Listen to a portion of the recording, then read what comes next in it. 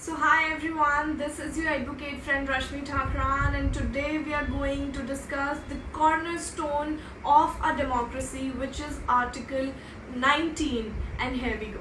So Article 19 provides us with 6 fundamental freedoms.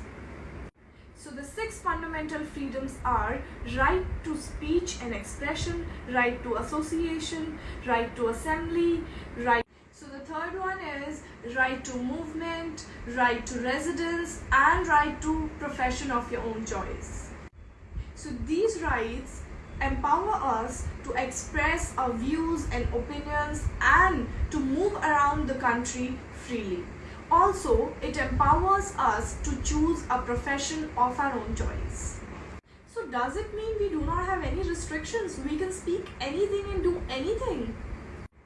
Absolutely not. The government can impose reasonable restrictions to maintain public order, security, and morality.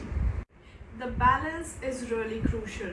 If we are given some freedom, we also have a responsibility to respect others' rights as well. So what do you think about the freedoms granted by Article 19 of our Indian Constitution, and how does it impact your life? Share your thoughts below and don't forget to like the video. Thank you and see you in the next video.